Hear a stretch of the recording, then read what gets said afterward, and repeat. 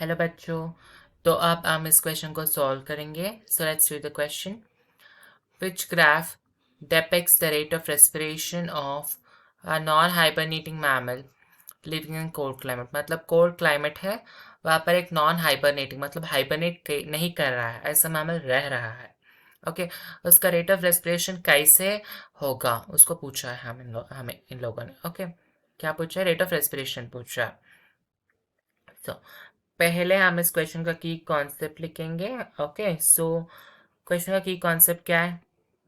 की concept is response to abiotic factors. Abiotic factors के लिए कैसे रेस्पॉन्स करेंगे ऑर्गेनिज्म, इसके बारे में क्वेश्चन है। ओके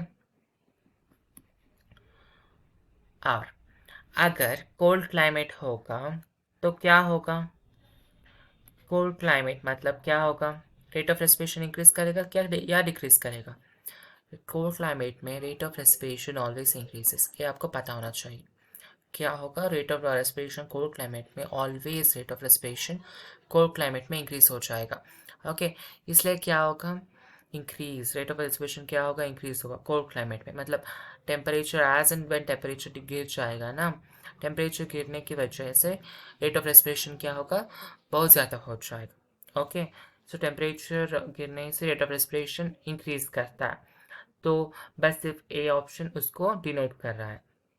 और आप देख सकते हैं यहाँ पर कर्व फ्लैटन है क्योंकि as and when hot climate आ जाता है ना, तो मैमल के लिए इतना डिफिकल्ट नहीं होता है ब्रीथ करना, तो कांस्टेंट हो जाता है ब्रीथिंग रेट।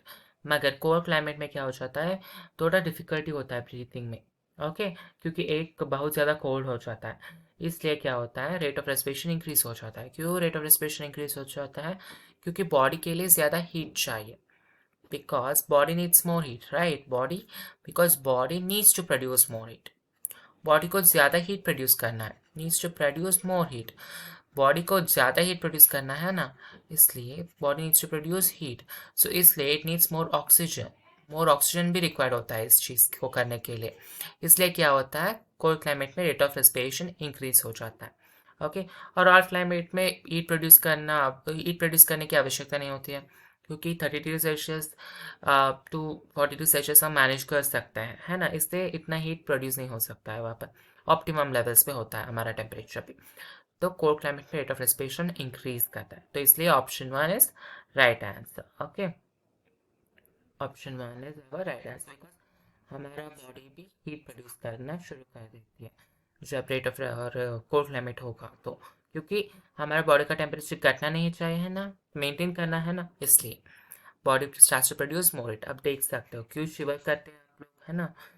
जो कोल्ड क्लाइमेट में शिवर करते हैं, क्यों शिवर करते हैं? क्योंकि हीट प्रोड्यूस हो रहा होता है और एक सेल में भी हीट प्रोड्यूस होता है। हर एक सेल में हीट प्रोड्यूस होता है और हीट प्रोड्यूस करने के लिए ऑक्सीजन बहुत इंपॉर्टेंट है ना, इसलिए। Okay so that's your answer. Hope you understood. Best of luck. Thank you.